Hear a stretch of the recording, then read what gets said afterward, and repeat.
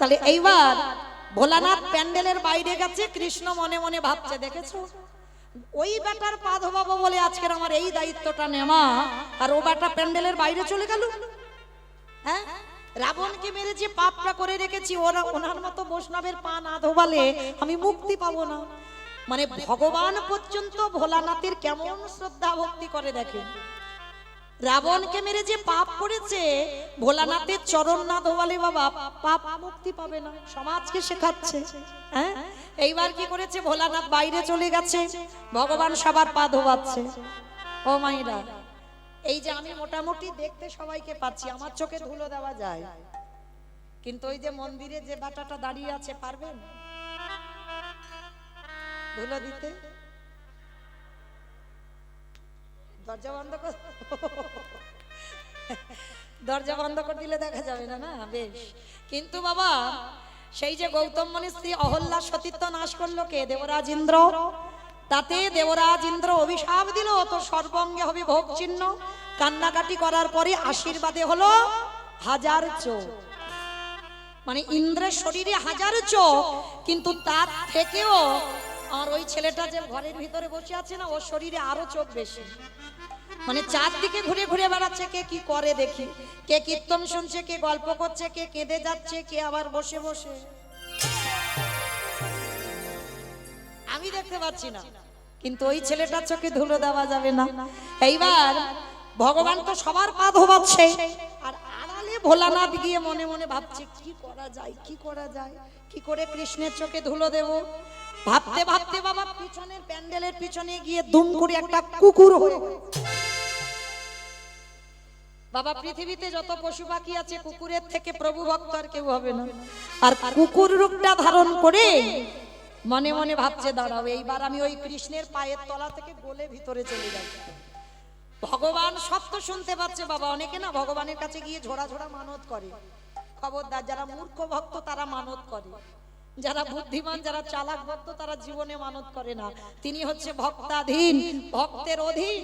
তাহলে প্রয়োজন লাগে না কিছু বলতে, অন্তর্যামী সব জানতে পারে তোমার মনে কি চলছে। তাহলে কেন আমি কষ্ট করে ভগবানের কাছে বলবো ঠাকুর আমার ছেলের একটা চাকরি দাও? কেন বলবো?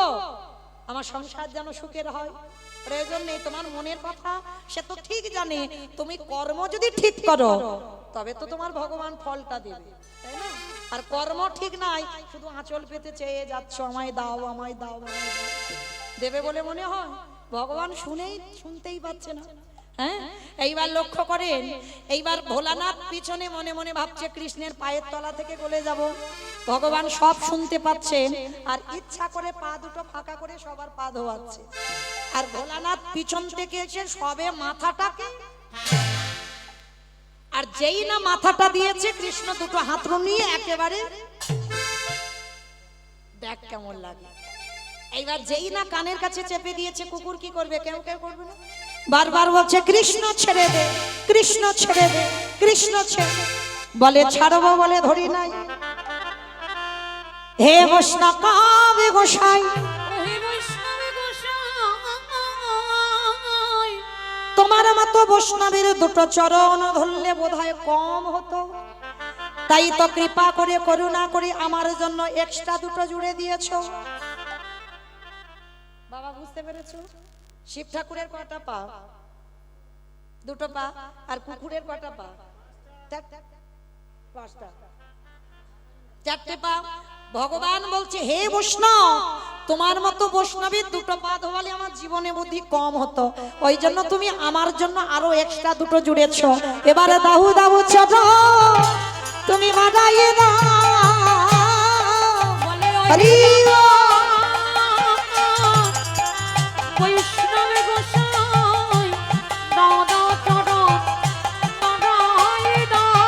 বলি আরে তো চরণ ছাড়ব না,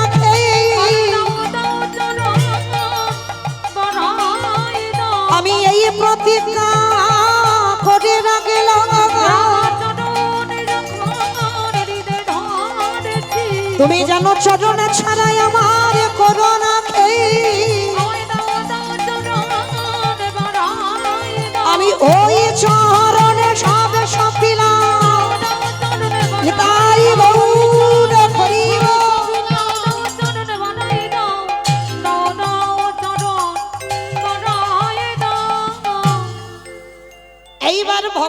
করেছে, মোটা দড়ি নিয়ে কুকুরটাকে বেঁধেছে।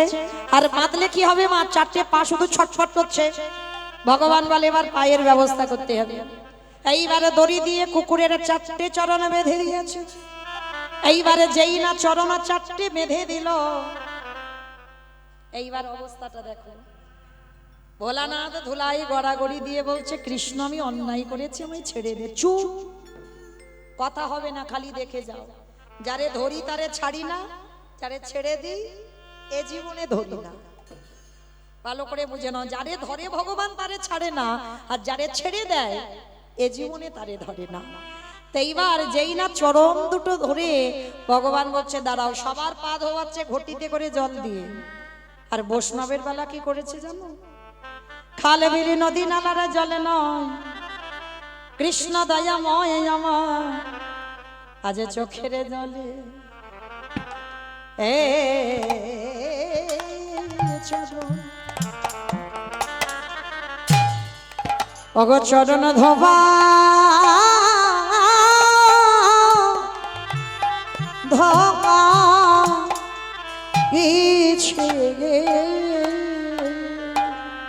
হে বৈষ্ণবী কৃপা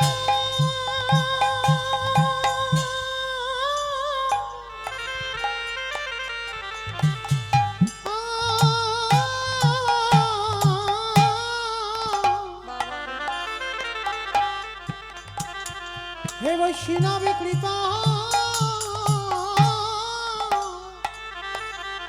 কৃপা করো বলে আজ চোখের জলে রাধে রাধে চরণ ধোয়া ধোয়াইছে। বেশ। ভোলানাথে বলল, কৃষ্ণ রে আগত কলি যুগে আমি আর শিব হব না, শিব হব না, আমি হব অদ্বৈত আচার্য গোসাই। সেই জায়গাতে ঘুরে ফিরে এলাম আবার ফিরে, তুই হবি আমার নদী আর নিমাই। আমি 12 বৎসরে তুলসী ভাষায় তোকে ডাকব, তুই গোলক ধাম থেকে চলে আসবি নদী আই ভুলোকে। আরে যেদিন তোর সঙ্গে আমার সাক্ষাৎ হবে, আজ যেমন রাজস্বয় যজ্ঞে তোর চোখের জল আমার চরণে দিলি, যেদিন নদী আয় আসবি আমি কথা দিলাম কৃষ্ণ, আজ যেমন তোর কাছে আমি ঋণী হলাম, তোর চোখের জল এই কুকুরের চরণে পড়ল। যেদিন তুই নিমাই হবি, যেদিন আমি অদ্বৈত আচার্য গোসাই হব, তোরে থেকে 52 বছরের বড় হব, যেদিন তুই আর আমি দুজনে মুখোমুখি হব, ওরে এমনি করে চাটা আমি ধোবাইব, যেদিন পিতাই গৌর হইব। নিমাই হবি এমনি করে চরণ ধোয়াইব। সেদিন কেঁদে ঋণ শোধ করিব, আমি প্রতিজ্ঞা করে রাখলাম, সেদিন আমি কেঁদে জগৎ ভাসাইব, আমি প্রতিজ্ঞা করে রাখলাম, সেদিন আমার চরণ ছাড়া যেন করিস না ভাই। আমি প্রতিজ্ঞা করে রাখলাম, বলি ওই চরণে জানাই রাখলাম প্রতিজ্ঞা করে হরি ও। করিস না এমনি করে চরণ ধোয়াইব, এমনি করে চরণ ধোয়াইব। আস্তে তাহলে মায়েরা আপনারা আমরা অনুভব করতে পারলাম, সেই বৈষ্ণব বাবা ভোলানাথ কলিযুগে হলো অদ্বৈত আচার্য গোসাই। শুধু গোসাই হলো না, আজকে সেই গোসাইয়ের চরণে সচিমা অপরাধ করেছিল। কি অপরাধ? ওই অদ্বৈত আচার্যের প্রণামে সচিমার প্রথম গর্ভে 8টা কন্যা সন্তান মারা যায়। 8টা মেয়ে মরে গেছে। প্রথম বড় ছেলে বিশ্বরূপ তাকে প্রণাম করলো, সন্ন্যাসী হয়ে গেল। বড় ছেলে নিমাই এলো, তাকেও প্রণাম করলো, 24 বছর বয়সে নিমাই সন্ন্যাসী হলো। আর তখনই আমার সচিমা রেগে গিয়ে বলেছিল অদ্বৈত আচার্যকে, ও অদ্বৈত নয়, ও হলো দ্বৈত। কি বাবা এইটুকু কথা? কারণ যার প্রণামী আমার মেয়ে ছেলেগুলো চলে গেল ও অদ্বৈত নয়, ও হচ্ছে দ্বৈত। আর এইটুকু কথায় সচিমার হয়ে গেল মহা মহা অপরাধ। যতদিন না বৈষ্ণব ক্ষমা করবে ততদিন অপরাধী থাকবে। আজকের নিমাই দাদা নিতাই চাঁদকে বলল, দাদা আমার মা ঘোর পাপ করে রেখেছে, যতদিন না অদ্বৈত ক্ষমা করবে ততদিন আমার মা মুক্তি পাবে না। যেই না সচিমা জানতে পারল, অদ্বৈত আচার্যের চরণে লুটিয়ে পড়ল, ক্ষমা করে দে বাবা। অদ্বৈত আচার্য পরম বৈষ্ণব তো বলে, কি মা চরণ ধরছ কেন? চরণ ধরো না, বেশ আমি ক্ষমা করে দিলাম তোমার। আর যেই বৈষ্ণব ক্ষমা করে দিল, নিমাই এসে বলছে, মা আর দেরি নয়, এবার বলো তো দেখি আমার সঙ্গে। বলি, হরে কৃষ্ণ হরে কৃষ্ণ কৃষ্ণ কৃষ্ণ হরে হরে। বলে হরে রাম হরে রাম রাম রাম হরে হরে। বলি, গায়ে গোডা জীবের তরে জীবের তরে এবারে গাই গোড়া জীবের তরে শ্রীনন্দের নন্দন শ্রী মধুসূদন। নন্দের নন্দন শ্রী মধুসূদন। মুরলী বাজায় নিকেতনে গায়ে গড়া জীবের তরে গায়ে গড়া জীবের তরে। বেশ, এইবার যেই না মা অপরাধ থেকে মুক্তি পেয়ে গেল, দাদা নিতাই চাঁদ কি করছে? নিতাই যারে দেখে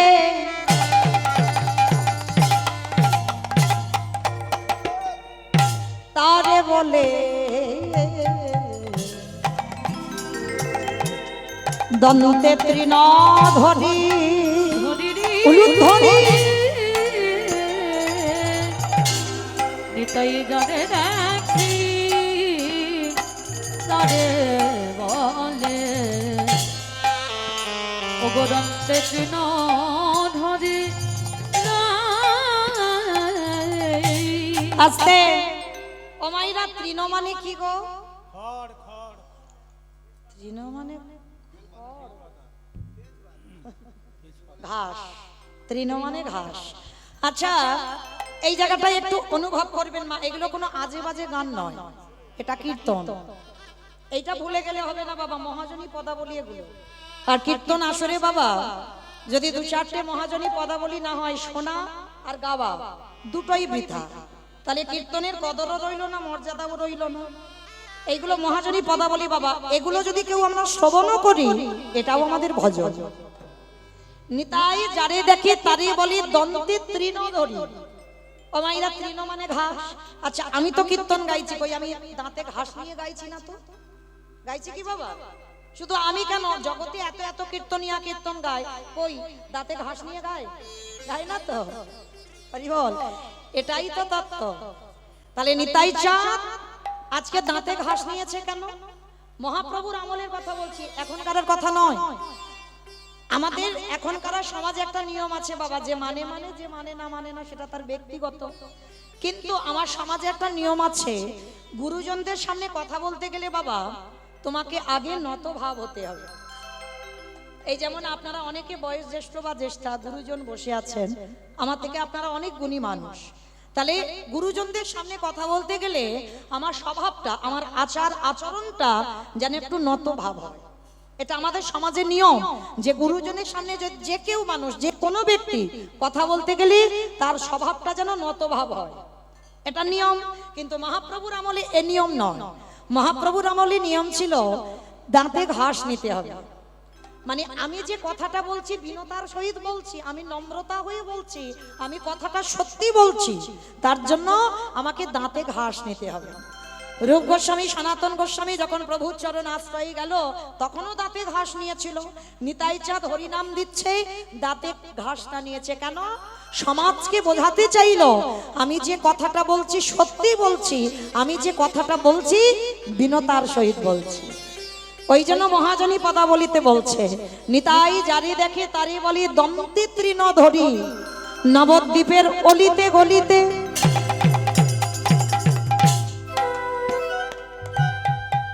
নিতাই যারি দেখে তার পদ ধরি বলে,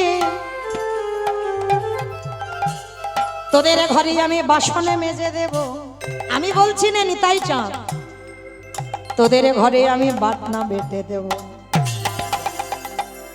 তোদের ঘরে আমি কাপড়ে কেচে দেব,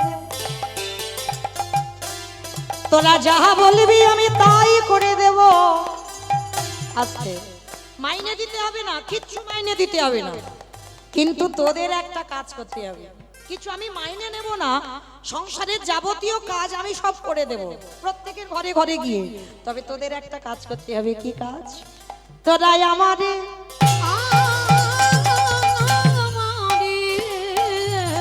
কত সুন্দর পদাবলী দেখেন, কত সুন্দর নিতাই চাঁদ বলছে, তোরাই আমারে কিনে গেলা,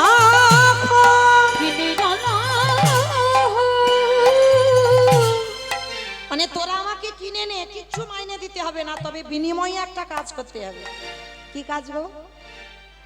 একবার বলো গৌর হরি উলুধ্বনি,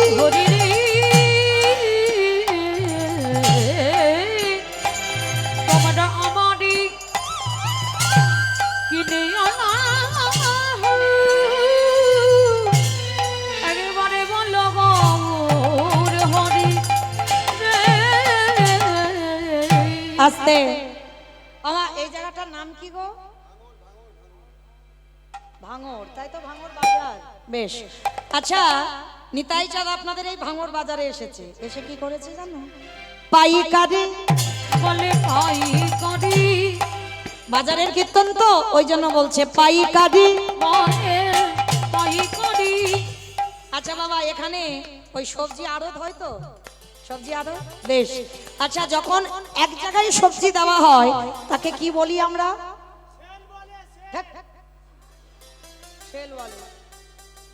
আমার কি বলে? পাইকারি। বেশ, পাইকারি দেওয়া মানে একসঙ্গে দিয়ে দিচ্ছে। নিতাই চাঁদ আজকে রাত্রিবেলা কোথাও যাচ্ছে না বাবা, ভাঙর বাজারে এসেছে, এসে কি করছে? পাইকারি। পাইকারি মানে হরি নামটা তো মাথায় করে নিয়ে আনছে নবদ্বীপ থেকে, হরি বল। আর একটা মানে হচ্ছে, একটু তলিয়ে যাও, তলিয়ে যাওয়ার নাম তত্ত্ব।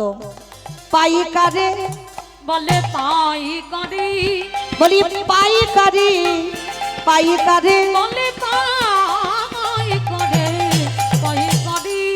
মানে একটা মুখে বলছে পাইকারি মানে ভাঙর বাজারে পাইকারি দিচ্ছে, আর একটা মানে হচ্ছে পাইকারে মানে হরি নামটাতে দেব আমি মানুষ পাচ্ছি না।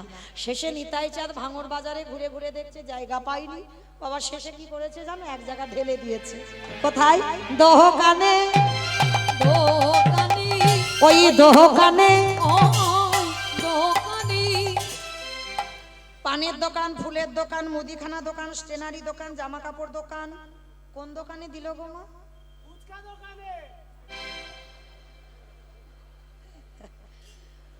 আমা ফুচকা দোকানে হরি নাম দিল নিতাই চাঁদ? না, কোথায় দিল গো মা? বাহ, দেখেছো আমি গাইবো কি, আমার থেকে বেশি মুখস্থ। হরি বল, দণ্ডবত প্রণাম। মানে আমার থেকে আপনারা অনেক গুণী মানুষ। তাহলে দেখেন ভগবান এসে এক জায়গায় ঢেলেছে। কোথায়? দোকানে। দোকানি যারা দোকানে খুলে বসে আছে, হরি নাম দিল দোকানি, যারা দোকানে খুলে বসে হরি নাম দিল দোকানি।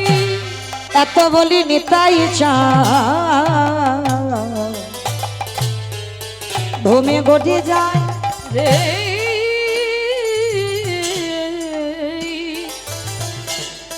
এত বলি নিতাই চাঁদ,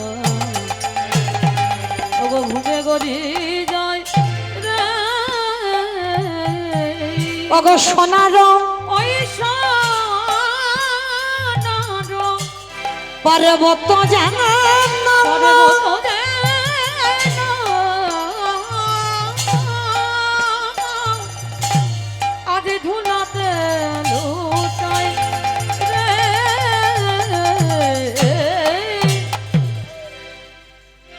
তোরা কে কি নিবি আয়। তোরাকে কি দিবে আয়। আস্তে আবারও দুটো মানে হচ্ছে দেখো, একটু ভেবে গিয়ে তলিয়ে গিয়ে। কে কি মানে কে কিনবি, কে কি নিবি আয়। তোরাকে কি দিবে আয়। ওই না গোলকের অমূল্য ধন, ওই গোলকের অমূল্য ধন নিতাই দারে দারে বিলাইছে, ও নিতাই দারে দারে বিলাইছে। বলি হাতে ধরে পায়ে ধরে, বলি হাতে ধরে পায়ে ধরে, মুখে হরি হরি হরি বলে তাই গৌর হরি বল হরি বল হরি বল।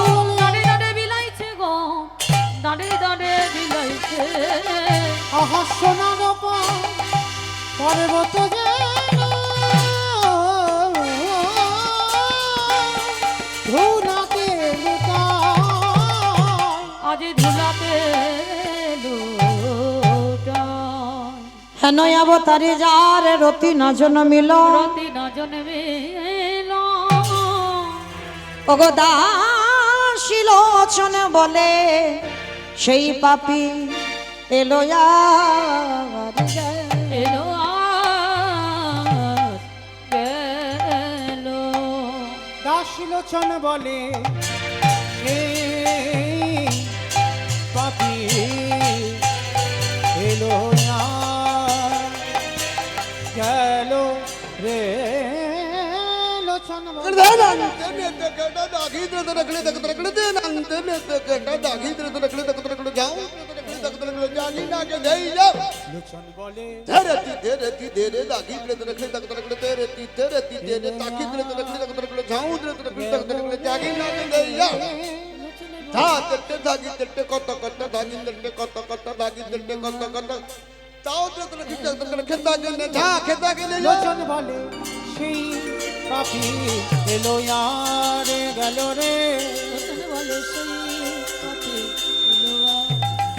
বলে লোচন বলে সেই পাপি এলো আর গেল রে। লোচন বলে সেই পাপি এলো আর গেল রে। গেল রে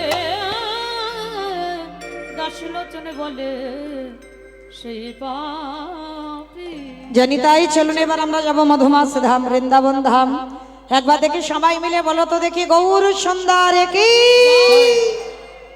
নবদ্বীপ ধাম কি, সচির নন্দন কি, বিষ্ণু প্রিয়া কি, ধ্বনিটা হলো কি। আমি বললাম ধ্বনিটা হলো কি, এটাও জয়।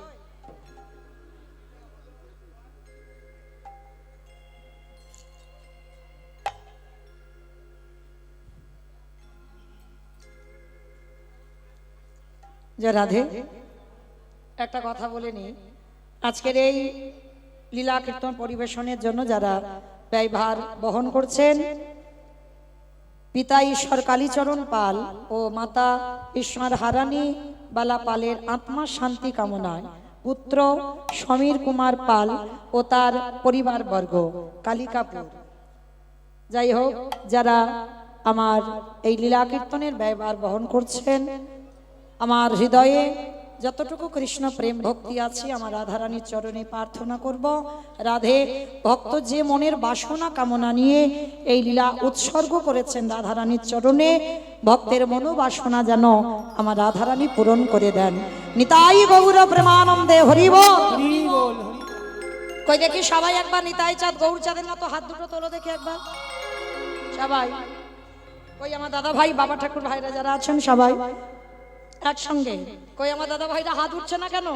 সবাই একসঙ্গে তোলো দেখি, তোলো সবাই বলো, গৌর সুন্দর কি, নবদ্বীপ ধাম কি, সচির নন্দন কি, বিষ্ণু প্রিয়া কি, ভক্তবৃন্দ কি, হরিবাসর ধাম কি, সাধু গুরু বৈষ্ণব কি, আপন আপন গুরু চরণ কি, মহাপ্রসাদ কি, আজকের আনন্দ কি, নিতাই গৌর প্রেমানন্দে। বেশ, চলো এবার আমরা সবাই একটু বৃন্দাবনে যাই, কি গো যাওয়া হবে তো?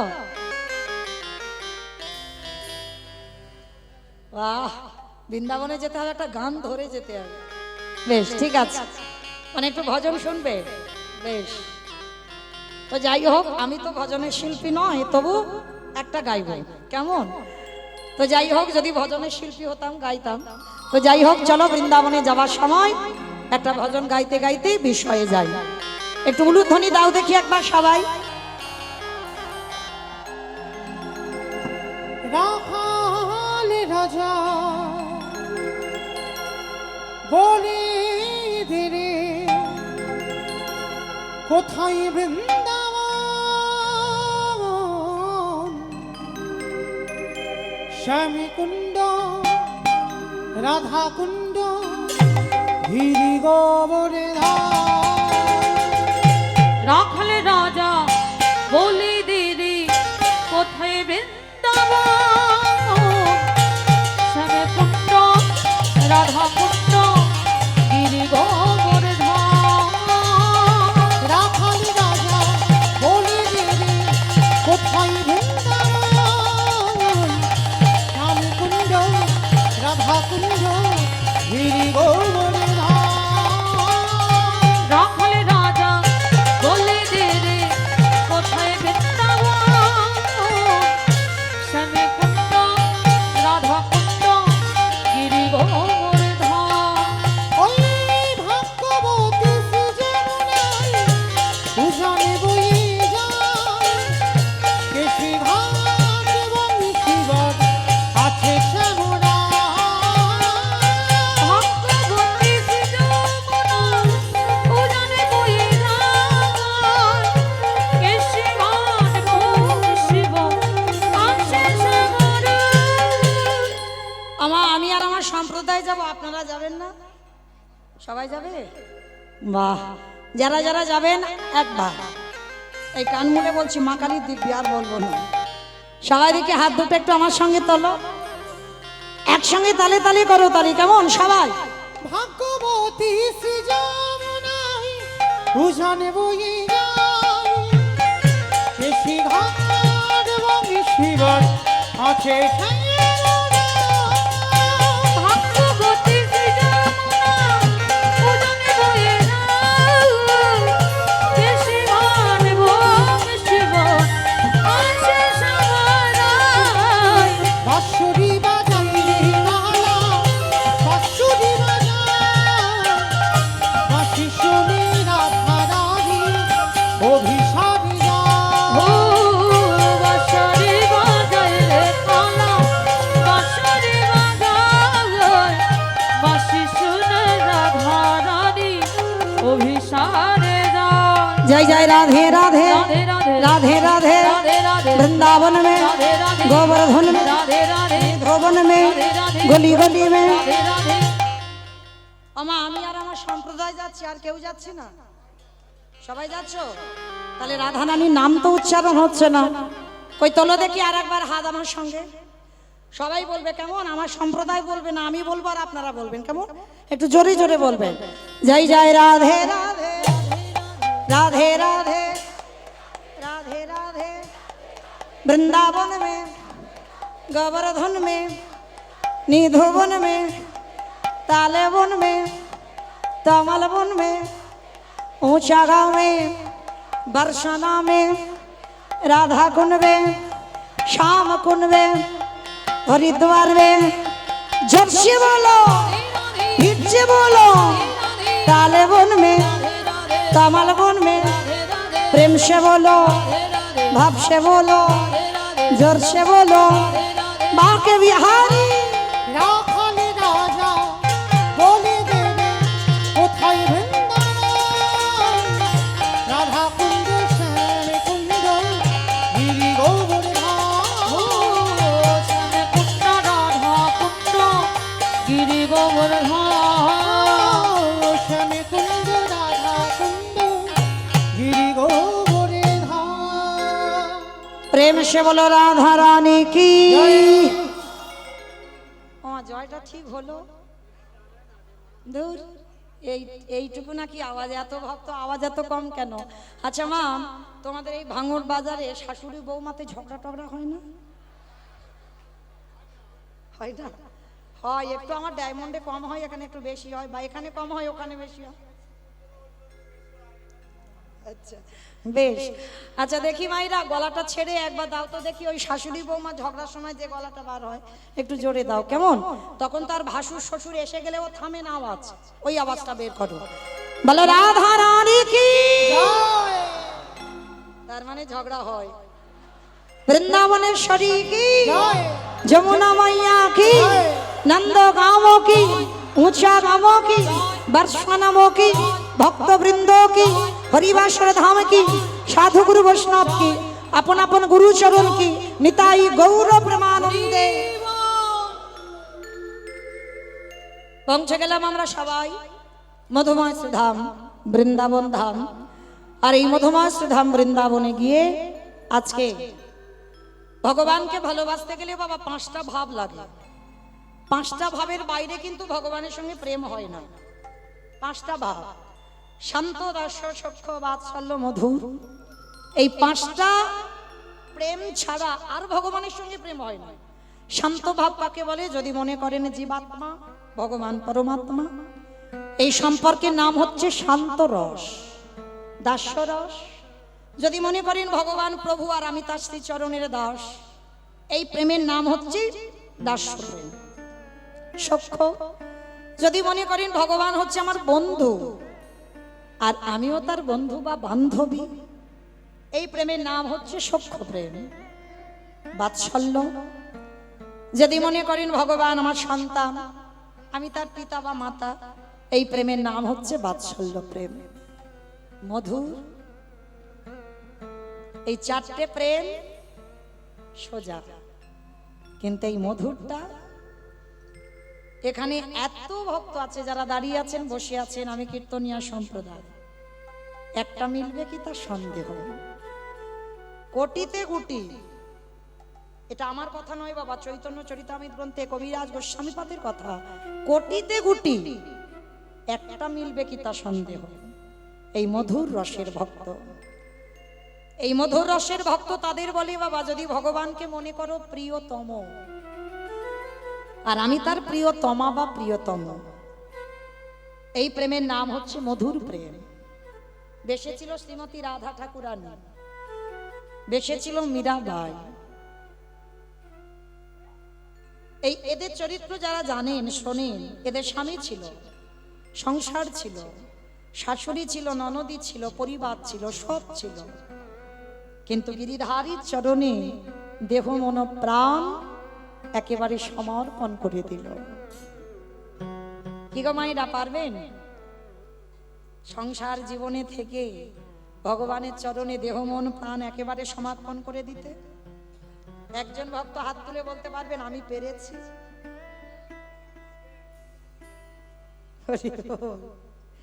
রাধে রাধে। পারবে না মা, খুব কঠিন।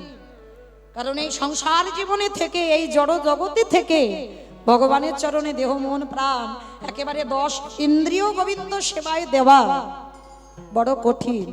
কারণ সংসার তোমার তাহলে তার হবে না, সংসারে আগুন জ্বলবে দাউ দাউ করে।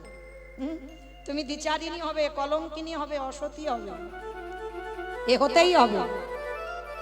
তো যাই হোক, এই মধুর রস, এই 5টা রস ভগবানকে ভালোবাসার জন্য। তা আজকে এই 5টা রসের মধ্যে একটা রসের কথা আজকে আমরা আলোচনা করব, যে রসের কথা হচ্ছে বাবা সখ্য প্রেম। বন্ধু মানে এক বন্ধু আর এক বন্ধুকে কেমন ভালোবাসতে হয়। কি গো মাইরা, দেখবেন বাজারে গিয়ে গল্প করার বন্ধু পাবেন, আত্মীয় পরিজনের বাড়ি যাবার বন্ধু পাবেন, কিন্তু কীর্তন আসরে আসবার বন্ধু খুব দুর্লভ। সৎসঙ্গ, একটা কথা মনে রাখবেন, সঙ্গ করতে হবে বাবা, বেছে করতে হবে। সঙ্গ যেটা করছো ভেবে করো, না হলে তোমার ওই পিতামহ ভীষ্মের মতো দশা হয়ে যাবে। 58টা দিন সরসজ্জা। কেন? দুর্যোধনের অন্নে প্রতিপালিত হতে হতে বাবা রক্তবিন্দুগুলো পাপে পরিপূর্ণ হয়ে গেল। সঙ্গ করতে হবে, সতের সঙ্গ। যেন অসতের সঙ্গ না হয়।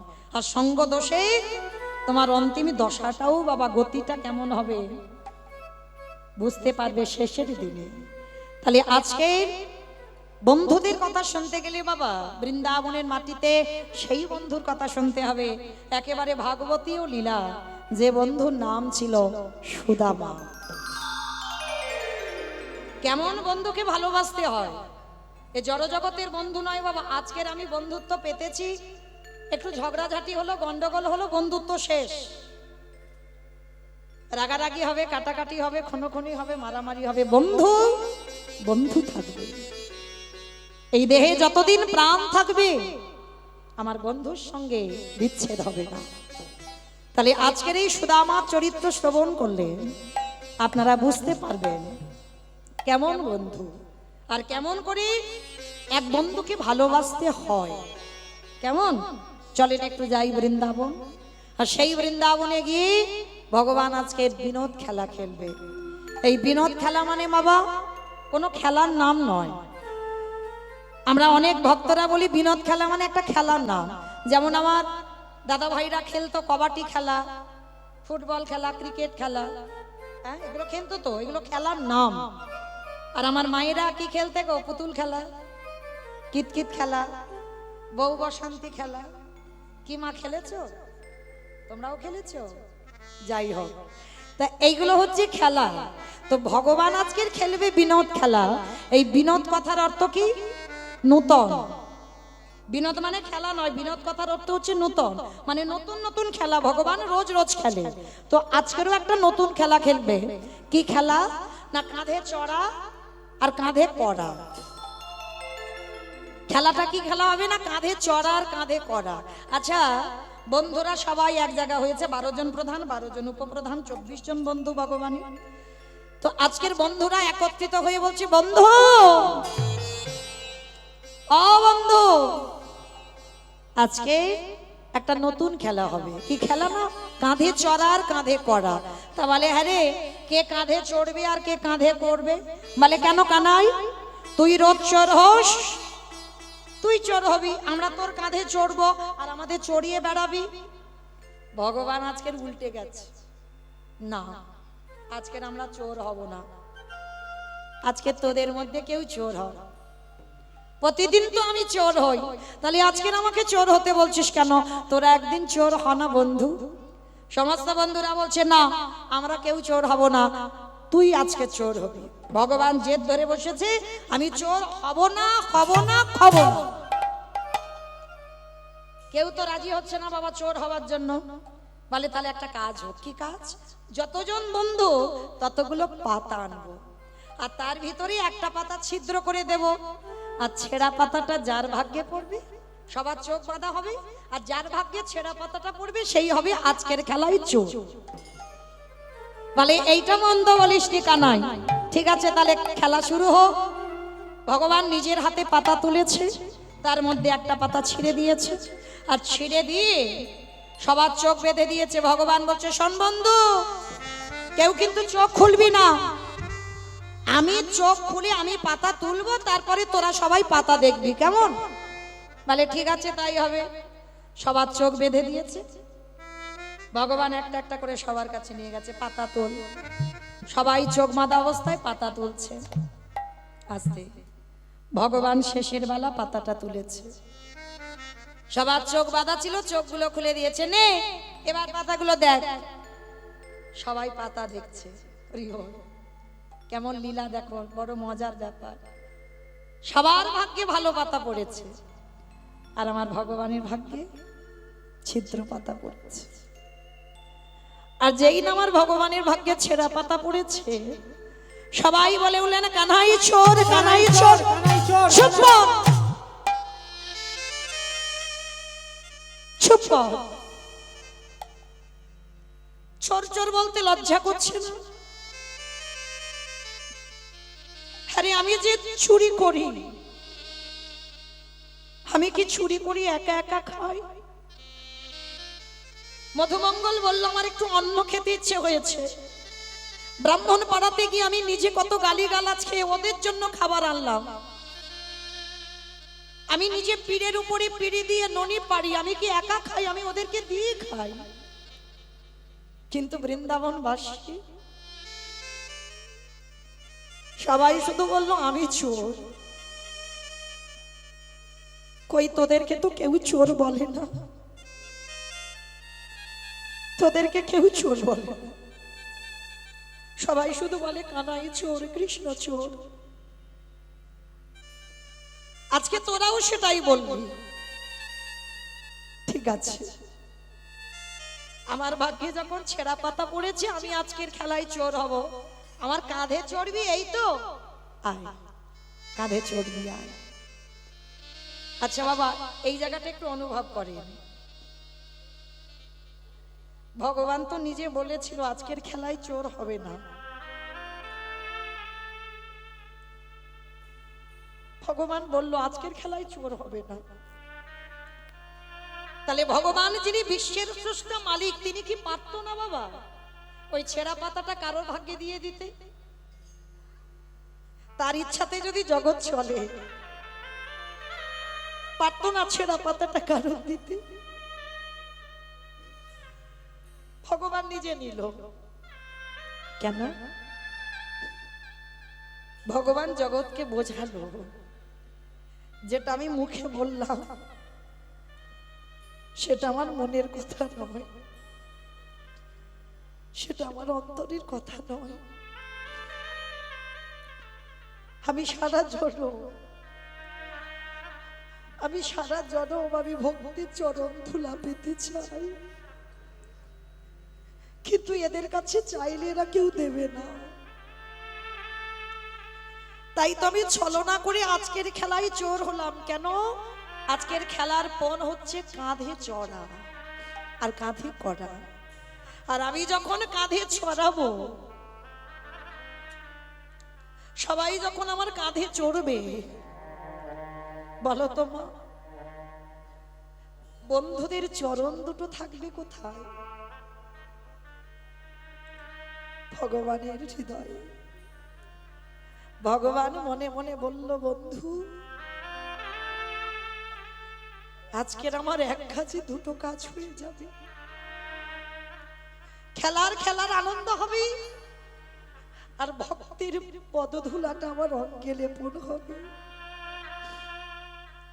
ভগবান বলছে আয়। সবাইকে ভগবান কাঁধে নিয়েছে। প্রতিটা বন্ধুর চরণ দুটো ভগবান আঁকড়ে রেখেছে। বন্ধুরা বলছে কানাই তুই কাঁদছিস, তার মানে কি তোর কষ্ট হচ্ছে? নামিয়ে দে, আমরা বুঝতে পারছি না। তুই আমাদের চরণ দুটো ধরে এরকম কাঁদছিস, তার মানে তোর খুব কষ্ট হচ্ছে। কি গো মায়েরা, আপনারা কি বলেন? ভগবান কষ্টের জন্য কাঁদছে? ভগবান মনে মনে ভাবছে, ভক্ত সবাই শুধু আমার কাছে চাইতে শিখেছে, বিনিময়ে আমাকে কেউ কিছু দিতে শিখে।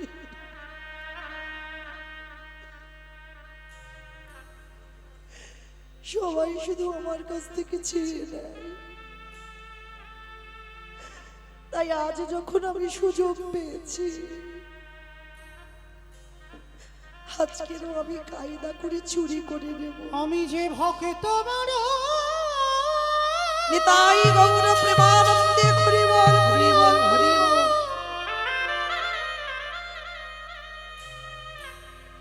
আমি যে ভক্ত বড়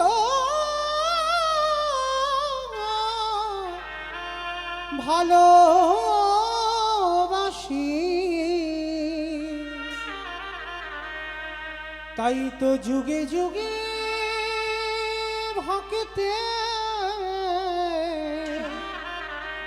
ভক্তের কাছে আসি। ভগবান সবাইকে কাঁধে চড়িয়েছে মা। ভগবানের বদনটা যেন কালো হয়ে গেছে। কৃষ্ণ কালো নয় বাবা, কৃষ্ণ কালো নয়। যারা রূপ বর্ণনা শুনেছেন, ভগবানের রূপ বর্ণনাতে বলছে ভগবানের রূপটা হচ্ছে কোটি সূর্য সম। কোটি সূর্য মানে আকাশে একটা সূর্য ওঠে, তার দিকে একটা সেকেন্ড তাকিয়ে দেখবেন, একটা ফর্সা মানুষের দিকে তাকিয়ে দেখবেন, সূর্যের দিকে তাকিয়ে তারপরে তার দিকে তাকাবেন, কালো হয়ে যায়। ভগবানের রূপ হচ্ছে কোটি সূর্যের মতো। তাহলে একটা সূর্যের দিকে তাকালে যদি বাবা একটা ফর্সার মানুষ কালো হয়ে যায়, তাহলে কোটি সূর্যের দিকে তাকালে দশা কেমন হবে? তাই মহাজনেরা লিখে দিল কৃষ্ণ কালো। কালো নয়, কোটি সূর্যের মতো তার জ্যোতি। তো আজকে সেই ভগবান সবাইকে কাঁধে চড়েছে। এইবার একজন বন্ধু দূরে দাঁড়িয়ে আছে, এই বন্ধু কাঁধে চড়বি না? না, এরা জানে না তোর কাঁধে উঠেছে, আমি তো জানি তুই কি আর আমি কে, আমি চড়বো না। এই সবাই চড়েছে, তুই চড়বি না কেন? আয়, আমি নিচু হচ্ছি, আমার পিঠে ওঠ। পিঠেতে উঠবে না। সে বন্ধুটা কে গো? সুদামা। ভগবান বলল সুদামা, ওরে আয়া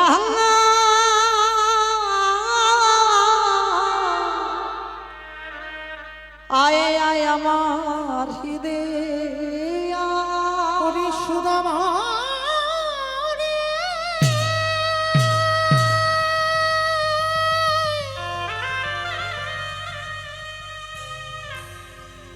একেবারে আয় আয় আমার হৃদয়ে আই রে, ওরে সুদামা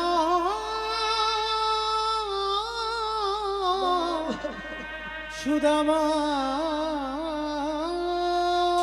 রে। সুদামা বলছে, কানাই তুই আমায় বুঝতে পারছিস না, কিন্তু আমি কাঁধে উঠবো না, কারণ তুই ভুলে যাচ্ছিস তুই হলি আমার জ্যেষ্ঠ দাদা। কি? আমি তো জ্যেষ্ঠ দাদা হব কেন? আমি তো তোর বন্ধু।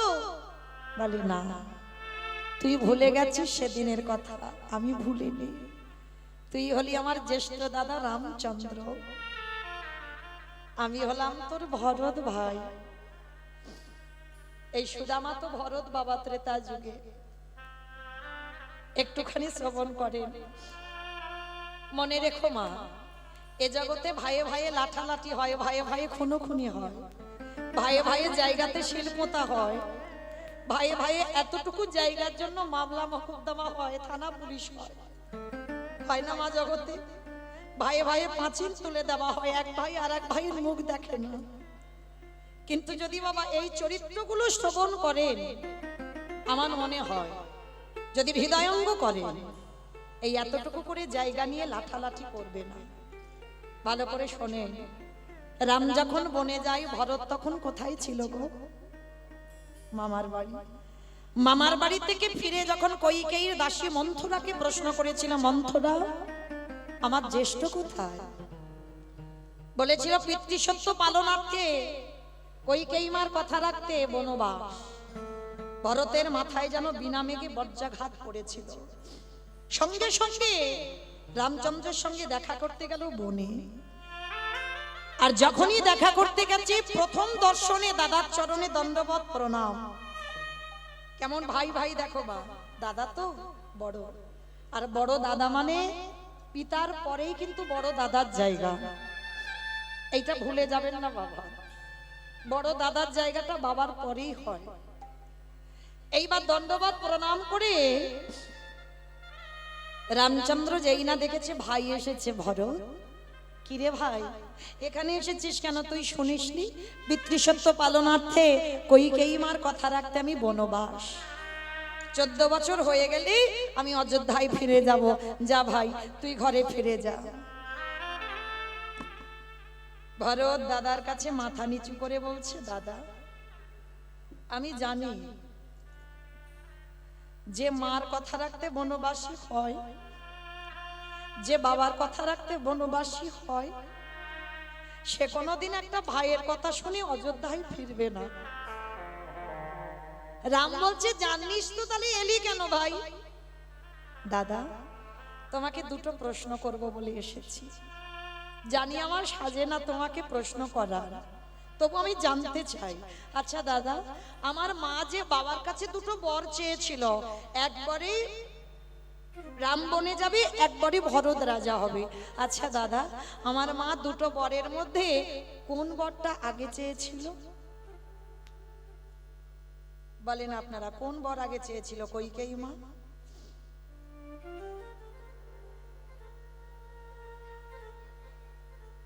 ভরত রাজা হবে। প্রথম বলেছিল ভরত রাজা হবে, তারপরে বলেছে রাম বনে যা।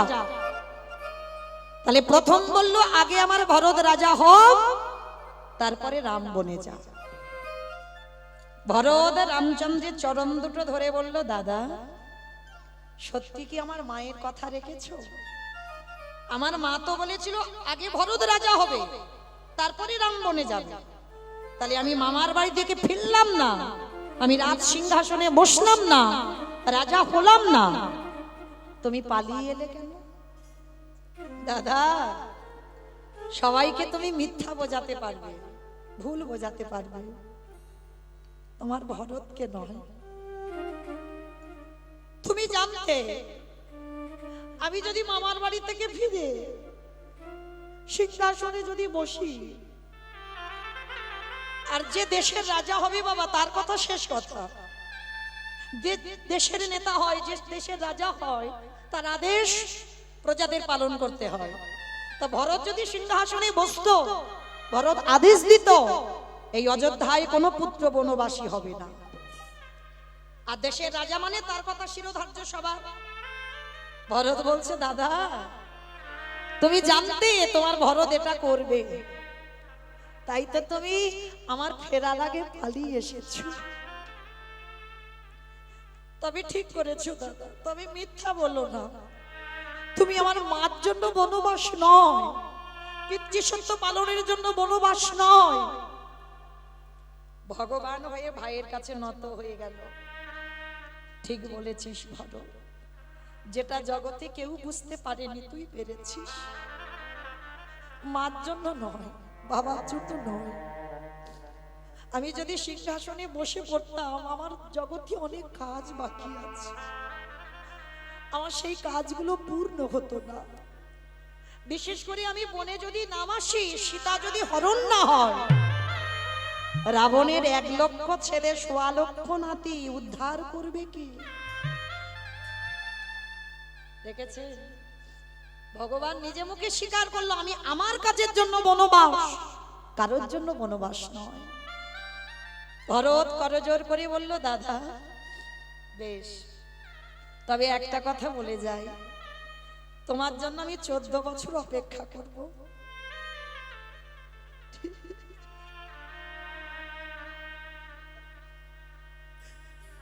14 বছর পরে তুমি ফিরে যেও। 14 বছর পরে যদি একবেলা সূর্য উদয় হয়, তুমি গিয়ে দেখবে তোমার ওই অযোধ্যায় ভরতের মরা দেহটা পড়ে আছে। 14 বছর আমি অপেক্ষা করব, কিন্তু তারপরে একবেলা নয়। বেশ, 14 বছর হয়ে গেলে আমি পৌঁছে যাব অযোধ্যা। আর দাদা, তোমার কাছে আমার একটা নিবেদন, আমি চলে যাব, কোনোদিন তোমার কাছে আর বিরক্ত করতে আসবো না। আমি তো জেনে গেলাম 14 বছর পরে তুমি ফিরবে। যাবার সময় একটা জিনিস আমায় দাও। বল ভাই কি?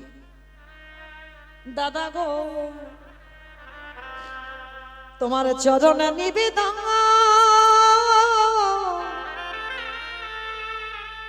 তুমি তোমার চরণের খরম যুগ আমায় দাও।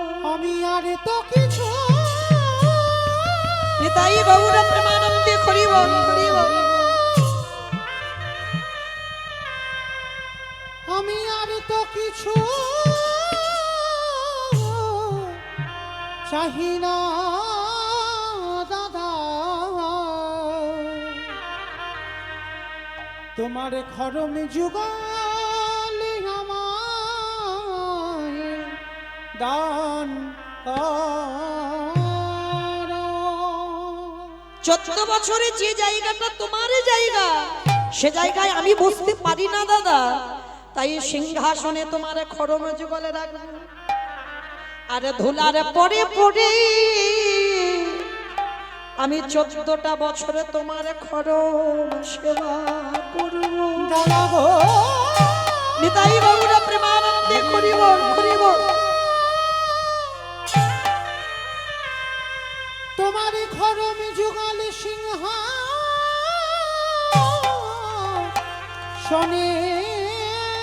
রেখে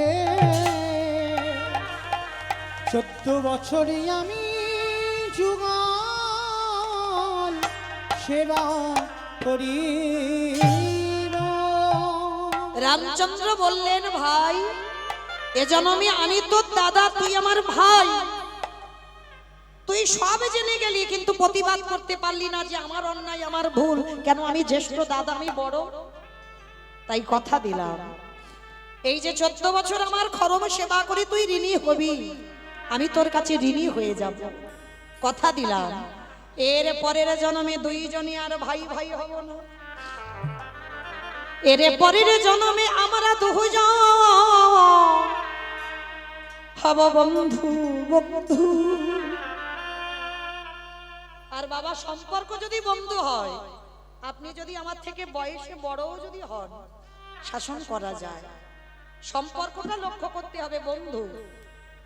আমরা দুজনেই বন্ধু হব। আর কথা দিলাম ভরত, এই যে 14 বছর আমার খরম সেবা করে ঋণী হয়ে এলাম, যেদিন তুই সুদামা হবি, যেদিন আমি ব্রজেন্দ্র নন্দন কৃষ্ণ হব, যেদিন দ্বারকায় আমার কাছে যাবি,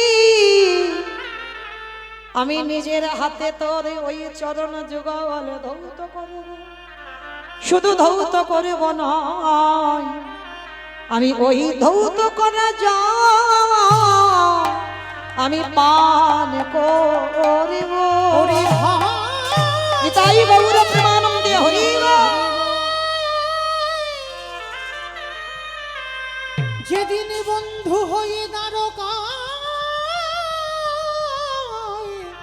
দ্বারকায় যাব, সেদিন সকলেরই আমি পরিশোধ করিব। বেশ, আজকে সেই ভরত হলো সুদামা। দুই বন্ধু আজ কাঁধে চড়া কাঁধে কড়া করে যে যার ঘরে ফিরল। আর ঘরে ফিরে বেশ কিছুদিন পর কৃষ্ণ বলরাম সবাই ভর্তি হয়েছে অবন্তীনগরে শান্তিপনি মনে পাঠশালায়। সুদামা বাইনা নিল, মা আমিও গুরু আশ্রমে যাব। মায়ের কাছ থেকে অনুমতি নিয়ে সুদামাও পাঠশালায় ভর্তি হলো। আর সুদামাকে দেখতে ওই গুরুদেব সন্দীপনী মনির হারিয়ে যাওয়া ছেলে মধুমঙ্গলের মতো। আর সুদামাকে দেখে মহামায়া ভাবলো তার হারিয়ে যাওয়া সন্তান এসেছে। সুদামাকে জড়িয়ে ধরে বলল, এই তো আমার মধুমঙ্গল, এই তো আমার সন্তান হারিয়ে। মা, আমি তোমার হারিয়ে যাওয়া ছেলে নয়, আমি সুদামা। না, তুই সুদামা নস, তুই আমার মধুমঙ্গল। মায়েরা, একটা কথা আছে না,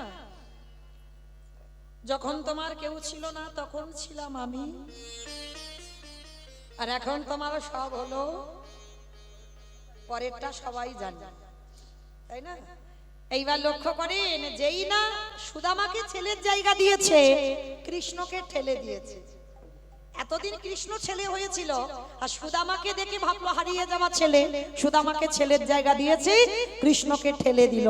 মনে রাখবে মা, এ জগতে যারা কৃষ্ণকে ঠেলে দেয়, আমার কথা নয়, চৈতন্য চরিতামৃত গ্রন্থে কবিরাজ গোস্বামী পাদ লিখলেন, আমায় ভজে মাগে বিষয় সু, অমৃত ছাড়ি দিই সংসারে দৌ, কৃষ্ণ কহি আমি বিজ্ঞ, সেই মূর্খে বিষয় কেন দিব, সচরণ অমৃত দিয়ে তারে বিষয় ভুলাই।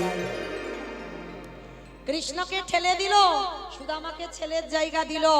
আজ কৃষ্ণ মনে মনে অভিমান করে বলল, দেখবো গুরুমা কতদিন তুমি তোমার সুদামাকে আঁকলে রেখে দিতে পারবে। বেশ কিছুদিন রয়ে গেল আশ্রমে। একদিন গুরুমা বলছে, কৃষ্ণ একটু জঙ্গল থেকে কাঠ এনে দে বাবা, রান্নাঘরে কাঠ নেই। মায়েরা এই জায়গাটাই অনুভব করবেন, যিনি বিশ্বের শ্রেষ্ঠ মালিক ভগবান, তিনি গুরু আশ্রমে গেছেন, আর গুরু আশ্রমে গিয়ে গুরু গৃহে গিয়ে কর্ম করছে। তার মানে শিক্ষাটা কে দিল বাবা? ভগবান। শুধু সেই যে দীক্ষাটা নিয়ে আর চালে উঠলাম, আর গুরুর সঙ্গে সম্পর্ক নাই। কি গো, সে মন্ত্র খাটবে বলে মনে হয়? সে গুরুদেবের সঙ্গে আর দেখা নেই, সাক্ষাৎ নেই, গুরু সেবা নেই, গুরু ভক্তি নেই।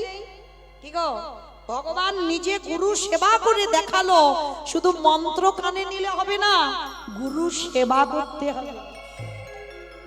আর গুরু সেবা যদি না করতে পারো, সে মন্ত্র বাবা ঠিক ঠিক কাজ হবে না। হলে ভগবান আশ্রমে থেকে কাজটা করে দেখাতো না।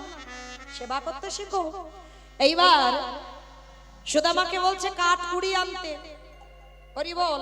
কৃষ্ণকে আদেশ দিল, আর সুদামা বায়না ধরেছে, ও মা আমিও কাঠ কুড়াতে যাব। না বাবা, আকাশ মেঘাচ্ছন্ন, টিপ টিপ করে বৃষ্টি পড়ছে, আমি তোকে যেতে দিতে পারবো না। ও মা, কৃষ্ণ তো যাচ্ছে, আমি যাব। জেদ ধরে বসে আছে। এইবার গুরুমা বলছে, দাঁড়া, যাবি যা। এই দেখ, এই যে আঁচলে না এই কিছু ছোলা ভিজিয়ে দিয়েছিলাম, এই ভিজে ছোলাটা নিয়ে যা। যদি খিদে পায় এই ছোলাগুলো খেয়ে নিবি, কেমন?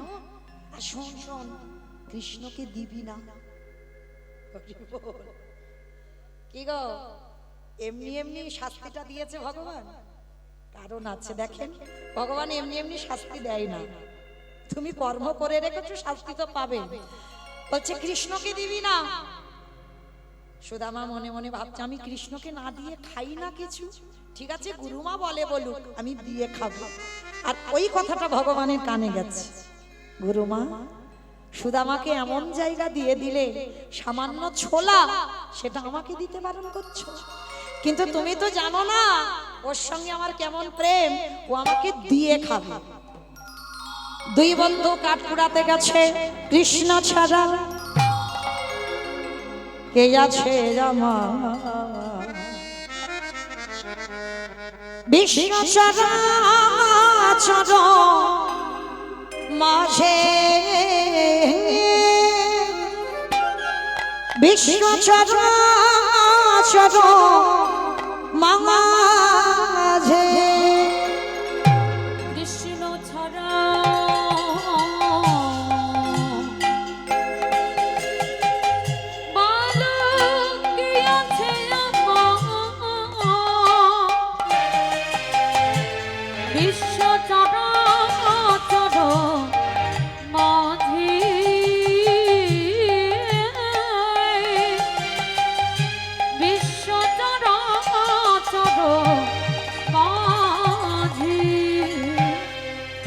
ছিল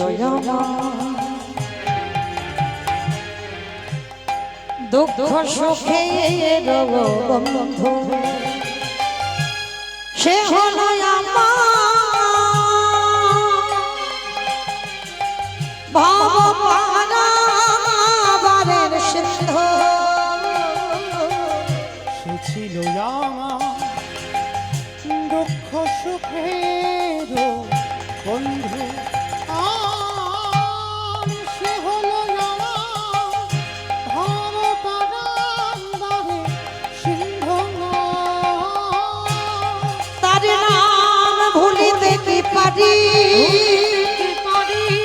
তার নাম ভুলিতে কি পারি,